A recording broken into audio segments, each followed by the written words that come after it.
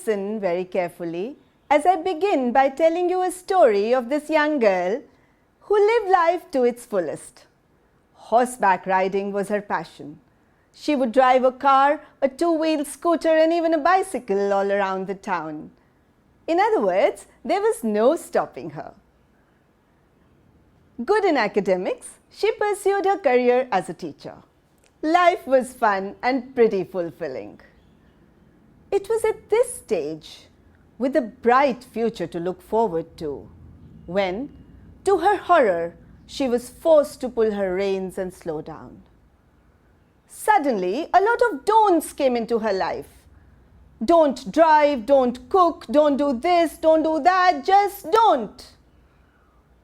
She had difficulty coming to terms with this unexpected change. Now, you might wonder why. My name is Guneet Sethi, and this is my story. I was diagnosed with a rare genetic condition called retinitis pigmentosa, which is a vision disorder that affects 1 in 4,000 people around the world.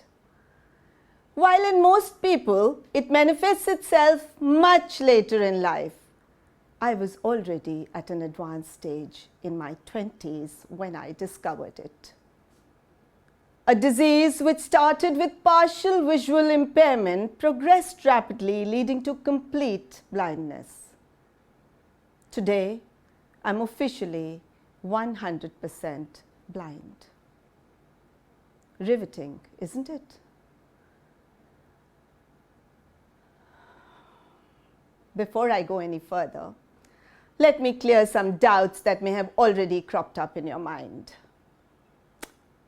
Yes, I get dressed by myself. Yes, I clean and organize my home and even run errands from time to time. All this from memory. Since I was not born blind, I clearly remember what each thing and familiar place looked like. Oh yes, I do know my way around the ladies' room. And by the way, even though I cannot see with my eyes, I do look myself in the mirror before I leave my home. But I can assure you that I do not drive to work. I vividly remember when the doctor narrated his prognosis that I would soon go blind.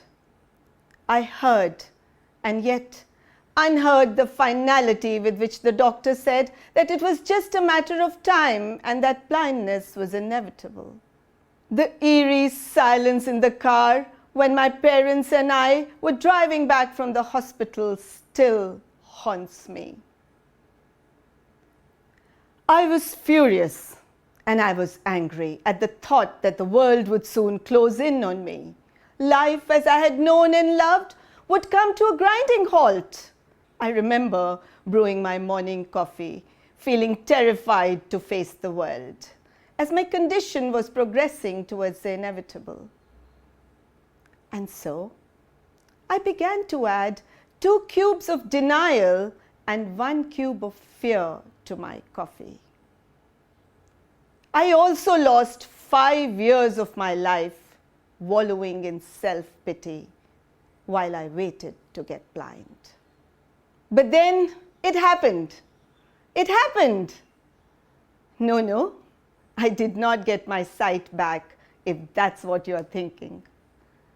But it dawned on me that I cannot change my situation and that I will have to work my way around it. I clearly had a choice to make. Dig my heels deeper into the ground, which was already slipping below my feet, or face the challenge and turn my disability into an opportunity. The first step for me was to cast off the label of disability, first in my own mind and then in the minds of those around me. It was a label that had an effect of immediately pulling me down a peg whenever anyone referred to me as a handicapped person. I wasn't really handicapped. I was just learning new ways of doing the same things differently, to prove to myself and then to the world that obstacles are only in one's mind. And so I substituted the ingredients of my coffee with 2 cubes of resilience and a generous dollop of courage. By now you'll probably know that I love a perfectly brewed coffee. I knew I had to start from zero, as tabula rasa, or a blank slate, is the best one to rewrite your story on. Time played a key role in my growth and understanding of this mundane concept of blindness. Because with time, I adopted computer technology to speed up my activities. I learned to nurture my skills, which I discovered I had many. With time, I understood that there is no shame in asking for help. With time, I understood that listening is an underrated skill. And with time, I also understood the importance of touch and sound. Slowly but steadily, I finished the art of coffee making by garnishing it with a special ingredient of humor.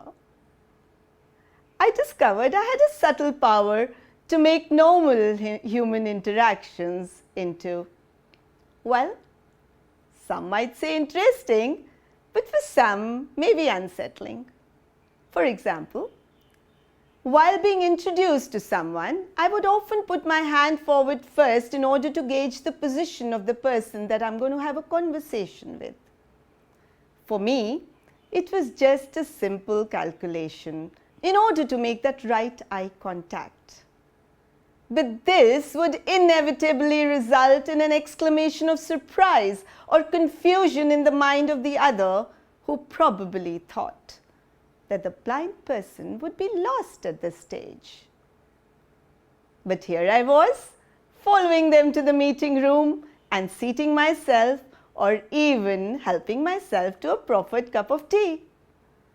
Well, as amusing as these experiences may sound, they really pushed me to challenge the narrative of disability. And with every achievement, there were new ingredients added to my coffee. Fortunately, I had blessings in my life in the form of people. And the same people introduced me to a host of activities, including learning a new way of reading and writing through a computer software, to social networking and socializing just like anyone else, going to restaurants, parties, theater, and even films.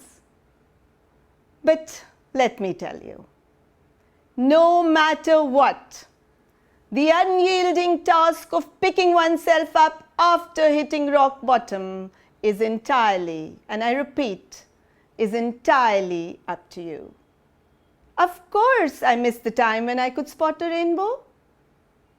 But no matter what I do, I cannot change that. But what I can do is to see it through the eyes of others and enjoy it just as much. Because remember, being bitter won't make it better. I still have a long way to go, you know. I want to hitchhike across the Indian subcontinent. I know. Well, I have always been enamored by the glamour world and would love to catwalk for a fashion show without any label defining my existence. And there's more. As a theatre enthusiast, I would want to turn the tables and portray a character of a sighted person. Yet again, as unreal as this may sound, the desire to achieve more than what life has to offer will always keep the fire inside of me burning. life will continue as it is, and your actions will always have consequences. So, think carefully, listen carefully, and understand that not everyone is bound to walk on the same path as you did or you will. So, recognize your strengths and weaknesses. Do not fear failure. Trust me, if there's one ingredient that has kept my coffee bearable ever since the world went dark on me, is hope. Do not lose that.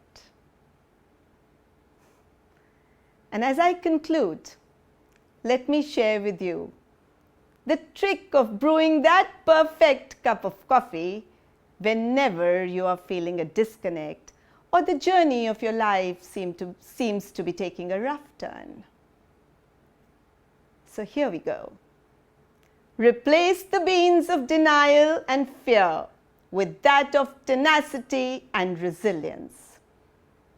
Add to the brew a generous helping of courage.